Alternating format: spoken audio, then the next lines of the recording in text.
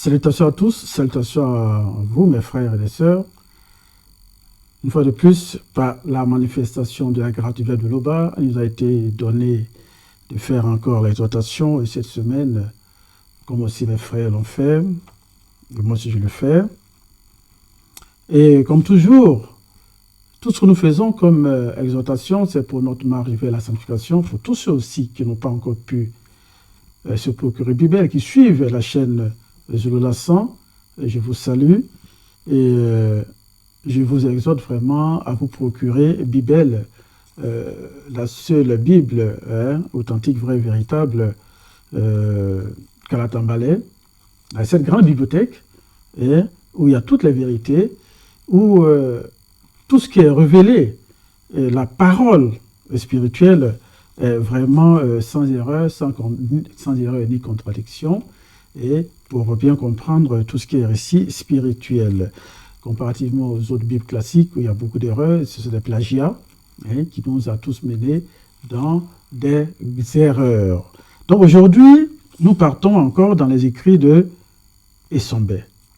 Essambé, comme vous le savez, dans les Bibles classiques, on l'appelle Paul de Tarse, mais son vrai nom c'est Essambé, ce grand patriarche, ce grand apôtre, majeur en son temps, ce grand apôtre majeur, et qui a beaucoup fait. Et son livre, le livre d'Essambé, c'est la réconciliation. Ce livre qui nous parle beaucoup. Et cette réconciliation, pourquoi la réconciliation?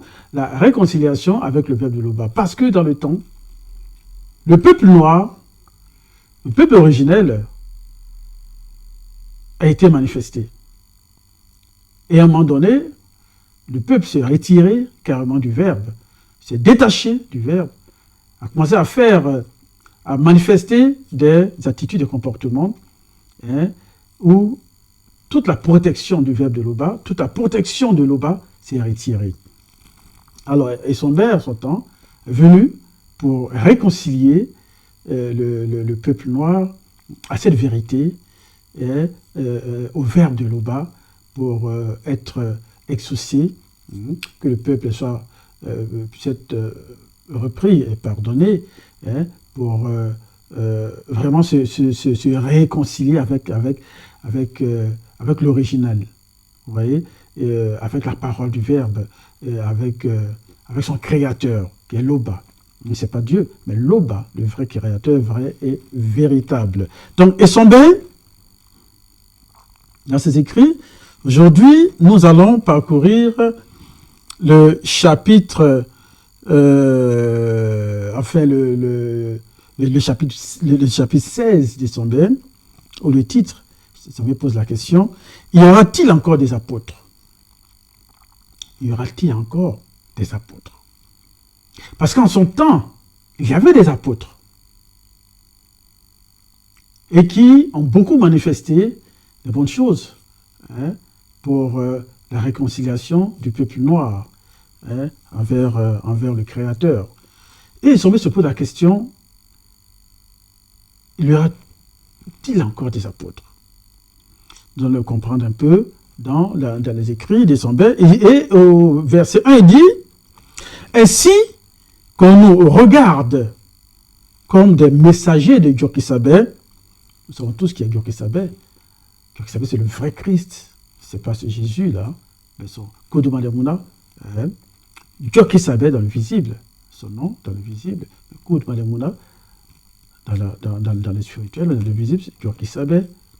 Le vrai Christ qui était noir, qui était aussi venu pour vraiment réconcilier ce grand peuple-là aussi, et prendre les péchés de ce peuple-là, de sorte à ce que ce peuple soit racheté. Donc, Essambé dit, ainsi, qu'on nous regarde comme des messagers de Djokisabé et des dispensateurs des mystères de la parole libératrice du Verbe de l'Oba. Il dit qu'on nous regarde. Parce que, oui, en son temps, Essambé, comme les autres apôtres, nous avons la liste de tous les apôtres. Pour ceux qui ne le savent pas, Vous avez tout cela dans Kalatambale. Nous avons déjà cité le nom des apôtres.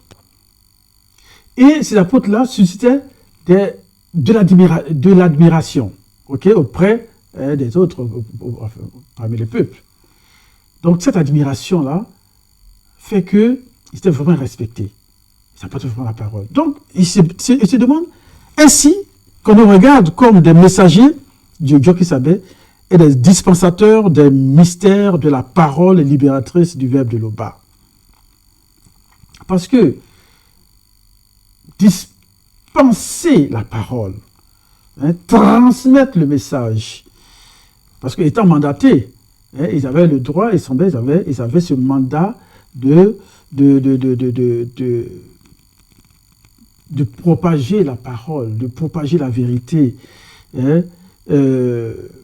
parce que cette vérité était du verbe de l'Oba, et cette vérité qui propageait faisait des modèles, vous voyez, des modèles, et cela suscitait beaucoup d'admiration et de respect parmi le peuple noir, parmi tous ceux qui les écoutaient et qui les voyaient et qui les côtoyaient. Donc vraiment, c'était pour eux des choses très importantes. Et c'est pour ça que les gens les regardent comme des messagers du Dieu qui savaient, des dispensateurs du mystère de la parole mystérieuse du verbe de l'Oba, parce qu'ils ne peuvent pas se lever et comme ça vouloir dispenser, propager la parole, donner des messages de grande profondeur, si le verbe de l'Oba n'est pas avec eux, n'est pas inspiré, s'ils ne sont pas inspirés par le verbe. Et cela suscite beaucoup d'admiration. Alors, au verset 2, il est écrit « Du reste, ce qu'on demande des dispensateurs, c'est que chacun soit trouvé fidèle. »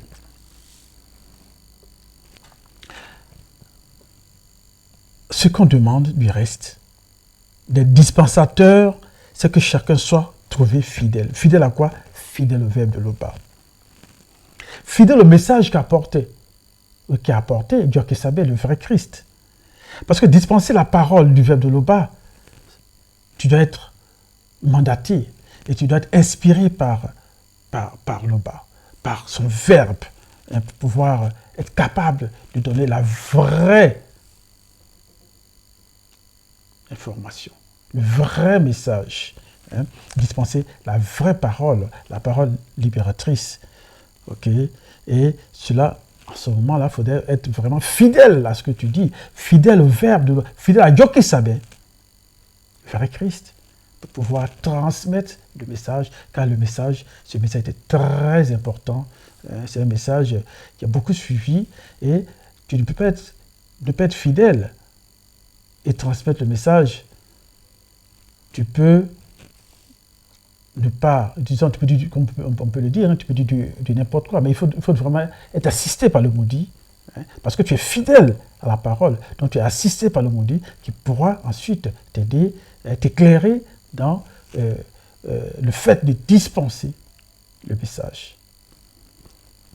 Verset 3, pour moi, virgule, il m'importe fort peu d'être jugé par des non-initiés, des blancs et des sans-mêlés. Sommé dit pour moi, il m'importe fort peu d'être jugé par des non-initiés, des blancs et des sans-mêlés. Oui, parce que pour Sombé, pour lui, c'est pas important. C'est un peu important. Il n'est pas intéressé par le jugement des blancs et des sans-mêlés et des non-initiés.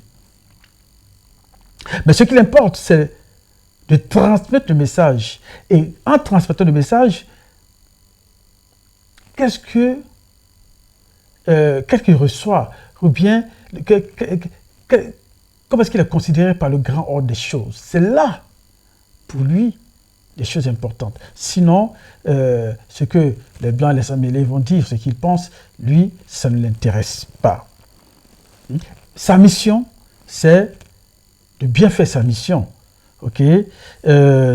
Parce que, comme je dis, c'est ce qui est important pour lui, sinon le reste, c'est sans aucune importance. C'est qu'une importance. Qu'il soit jugé par les blancs, les sangs mêlés, c'est pas important. Ok? Mais pour lui, il est dans le visible. Que les non-initiés le jugent, comme il dit, c'est pas important pour lui. L'important, c'est la considération, le message qu'il apporte, ce qu'il aime. Il a été mandaté. Et ce que, si le grand hôte des choses trouve ça bon, pour lui, c'est important. Sans le reste, ça l'importe peu. Au verset 4, il dit, « Je ne me juge pas non plus. Je ne me juge pas non plus moi-même, car je ne me sens coupable de rien.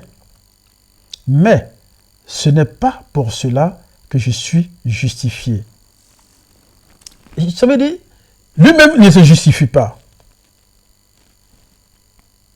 Mais qu'il soit justifié par rapport au message qu'il apporte, ce qu'il dispense, ce qu'il propage. Lui-même, il n'a pas cette capacité de se juger. Mais il peut faire du juger par le grand haut des choses. Je reprends cela encore, car c'est très important. Il se met tellement humble. Il dit, je ne me juge pas non plus moi-même, car je ne me sens coupable de rien. Il ne se reproche rien. Mais ce n'est pas pour cela que je suis justifié. Il est justifié par rapport au message qu'il apporte, par rapport à l'amour qu'il a du Turkisabé, par rapport à l'amour et au respect qui est dû au verbe de Loba, pour pouvoir lui donner la force, la sagesse, de pouvoir transmettre le message, de pouvoir propager la parole, la vérité. Tout ça, ce que le peuple noir le comprenne et qu'il soit vraiment réconcilié avec le verbe de Loba. Verset 5, il dit, « C'est pourquoi ne jugez de rien des choses spirituelles avant le temps que vous n'êtes pas encore des initiés, jusqu'à ce que vienne le nom de papa, le deuxième, qui mettra en lumière ce qui est caché dans les ténèbres et qui manifestera les desseins des cœurs. Alors, chacun recevra du verbe de Loba la louange qui lui sera due. » Là, on voit un peu la profondeur des messages, des conseils même que Essombe donne, que Essombe donnait. Et cela aussi s'adresse à nous dans cette ère télévisible, en notre époque. Et Essombe, en donnant ces conseils-là, il mesurait vraiment l'importance de ceux qu'il écoutait. Cette importance qu'il mesurait, et a compris que les non-initiés graciés qui étaient là n'avaient pas encore cette connaissance. Donc il a dit, comme vous n'avez pas encore cette connaissance spirituelle pour juger, ne jugez point. Ne jugez point. Mais, c'est jusqu'à ce que vienne le long de Bamba. Vous voyez, là, le deuxième long de Bamba. À notre époque, le deuxième est là. Et il a dit, et qui mettra en lumière ce qui est caché dans les ténèbres. Nous voyons tous les récits, tout ce qui a été caché a été révélé par Mouledi, Zoulassan, qui à notre époque nous a sorti vraiment la réalité, nous a instruit par l'avènement de Bibel Kalatambale, qui avait été longtemps caché, dans les ténèbres. Et ça, c'est par l'avènement du deuxième à notre époque que tout cela s'est manifesté. Alors, je dis souvent, nous vivons une époque importante, une époque graciée, une époque magnifique. Et cela, nous devons vraiment prendre conscience de cela. Cette conscience-là doit demeurer vraiment en nous pour que chacun comprenne que cette époque est importante. Cette époque est magnifique. Parce que Sauveur l'avait dit, ne jugez point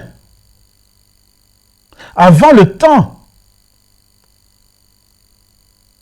tant que vous n'êtes pas encore des initiés, jusqu'à ce que vienne le Nouno le Baba, le deuxième qui mettra en lumière ce qui est caché dans les ténèbres et qui manifestera les desseins des cœurs. Alors, chacun recevra du Verbe de l'Oba la louange qui lui sera due. Nous attendons tous cette louange. Mais le deuxième est là pour cette grande grâce. Cette grâce est manifestée. Nous devons vraiment prendre conscience pour cela. Pour qu'en retour, nous puissions recevoir du Verbe de l'Oba cette louange qui est due à chacun, qui sera due à tous.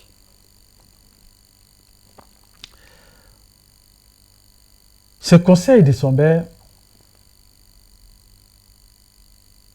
sont très profonds. Parce que, il se dit, à leur époque, il y avait des apôtres. Et il y aura-t-il encore des apôtres après eux qui pourront être capables de donner ces messages-là? Aujourd'hui, nous voyons tous ceux qui se disent bishop, maréchal, etc., les apôtres, etc., tout ce qu'ils apportent comme message, ce n'est pas de la vérité. C'est pas de la vérité. C'est pas de la vérité. Il met tout le monde. Bon.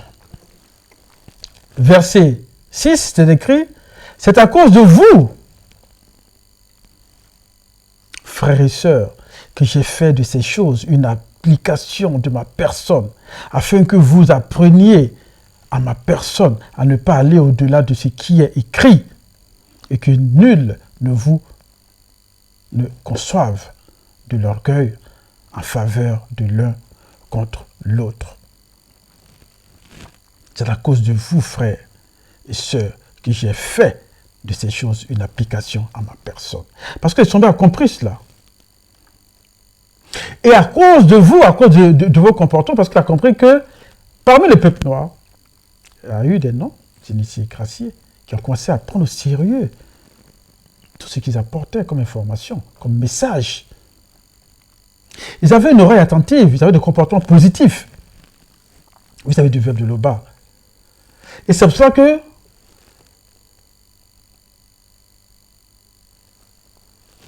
tout ce qui manifeste a donné la force à Essombé de pouvoir les aider, de pouvoir leur apporter vraiment cette parole-là, vivante, cette vérité, pour les aider à contribuer dans leur marche de la sanctification, à les entretenir, à les aider à devenir meilleurs et à tenir jusqu'au bout. Mais surtout, il dit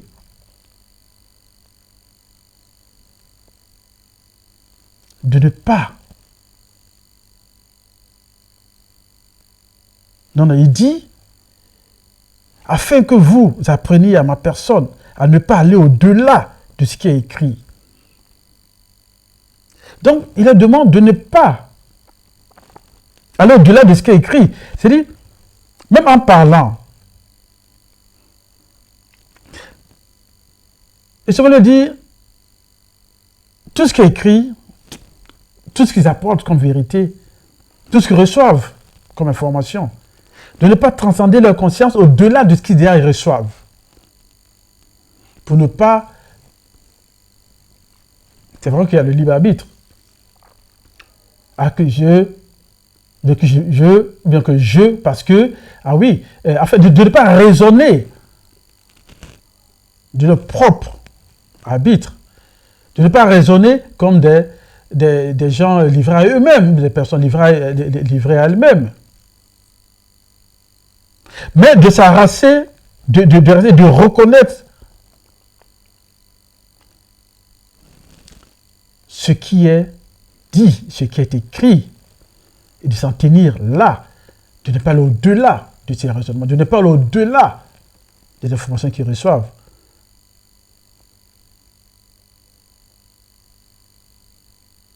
Je reprends encore cela, car c'est tellement important. Le verset 6. C'est à cause de vous, frères et sœurs, que j'ai fait de ces choses une application à ma personne, afin que vous appreniez à ma personne à ne pas aller au-delà de ce qui est écrit. Ne pas aller au-delà même, comme aujourd'hui nous dit, au-delà de ce que Kalatambale, écrit dans Kalatambale, de ne pas raisonner au-delà de ce que nous recevons comme information, comme message, comme vérité. Car cela n'est pas bon. Il faut s'en tenir. Il faut s'en tenir vraiment à ce qu'on reçoit comme information. Il faut s'en tenir à là et ne pas avoir d'autres raisonnements par rapport à ce qu'on reçoit. Par rapport à ce qui est écrit dans les écrits, dans Kalatambale par exemple.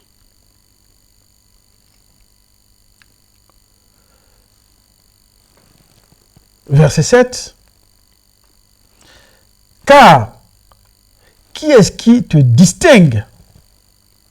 Qu'as-tu que tu n'aies reçu? Et si tu l'as reçu, ne glattierais-tu pas comme si tu ne l'avais pas reçu? Ça, Essombe nous dit par là, ce qu'on a reçu, qu'est-ce qu'on a reçu, qu'est-ce qu'on n'a pas reçu? Pas parce que, enfin, il nous dit ici, tu n'es pas orgueilleux. Et ça s'adresse aussi, c'est vrai que ça adressé, Essombe, c'est adressé à son époque, mais ça, tout ce que Essombe dit, tout ce que Kalatambale aussi est écrit ici, s'adresse à nous à cette époque, parce que c'est une continuité. Même si on a reçu, c'est pas parce que on a reçu des informations, on a reçu de la formation, on a été initié, qu'on sera orgueilleux pour dire j'ai reçu ceci, j'ai reçu cela, et que je vais me gonfler, et que je vais faire ceci, que je vais faire cela. Non. Je pose la question. Car, qui est-ce qui te distingue? Qu'as-tu que tu n'aies reçu?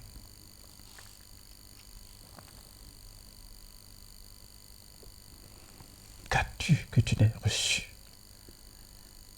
Qu'est-ce que tu as reçu? Pourquoi est-ce que tu vas prendre ça pour être orgueilleux?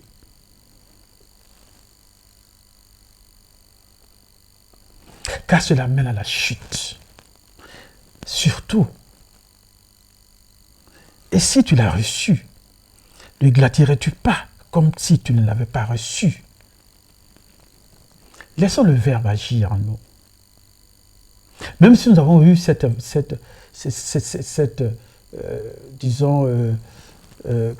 intelligence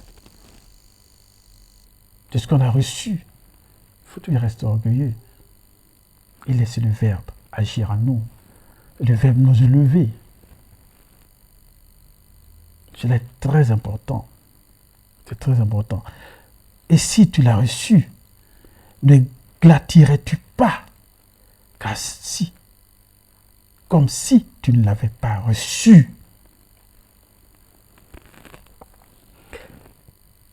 Que le verbe, ce que tu as reçu, garde-le pour toi et permets à ce que le verbe agisse en toi pour pouvoir t'élever.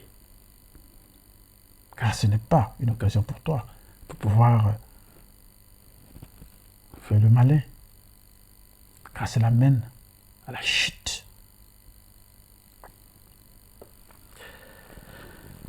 Chapitre 8, non, verset 8, déjà, vous êtes rassasiés. Déjà, vous êtes riches avec moi et les autres apôtres. Vous avez commencé à régner. Rassasiés par le verbe parce que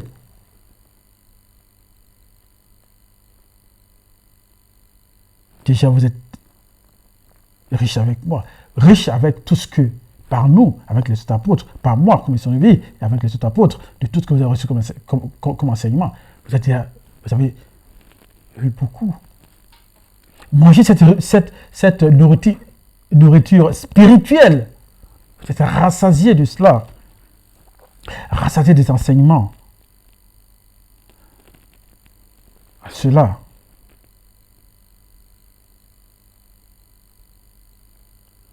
à notre époque aussi,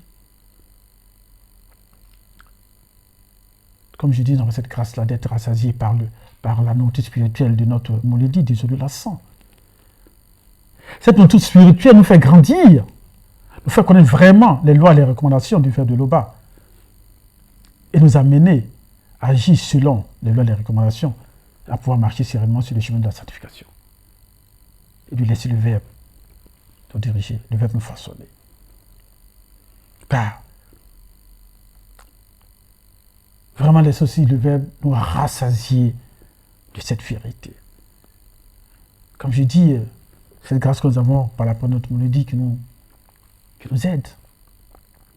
Qui nous rassasie chaque jour, qui manifeste, que le Baba manifeste. Chaque jour, de toutes ces paroles-là, de toutes ces recommandations, ces lives et tout ça qu'il fait, ça nous permet d'être rassasiés de la nourriture spirituelle, d'agir selon le Verbe et les recommandations, de nous marcher sur le chemin de la sanctification. Sa présence nous rassasie. Ces enseignements nous rassasient. Ces conseils nous rassasient. Et laissons-nous, tout en digérant, que le Verbe de l'Oba nous assiste et nous aide à marcher sereinement. Chapitre verset 9, il dit « Car après moi, et ainsi que les autres choisis par Djogli Sabé en son temps, jadis, et quelques-uns qui ont été distingués par le Moudi en notre temps ici, il n'y aura plus d'apôtres après nous, excepté ceux connus, que le Noulan de Baba, le deuxième, voudra nommer parce qu'il a le pouvoir et le droit de réhabiliter la fonction d'apôtre en son temps. Et son Dieu lui dit, après eux, il n'y aura pas d'apôtre. Jusqu'à ce que le deuxième arrive, et c'est seulement à ce temps-là, le deuxième, qui a le droit, qui a le pouvoir, le deuxième pourra réhabiliter les personnes en tant qu'apôtre, parce qu'il a le pouvoir de le faire. Parce qu'il a cette possibilité de le faire, cette grâce du Verbe de l'Oba. Il a été mandaté par cela pour le faire. Car cette époque, nous avons notre Mouledi. Je le répète toujours, c'est une époque merveilleuse.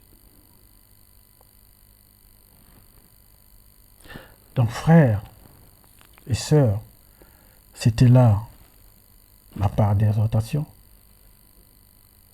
Prenons tout cela au sérieux.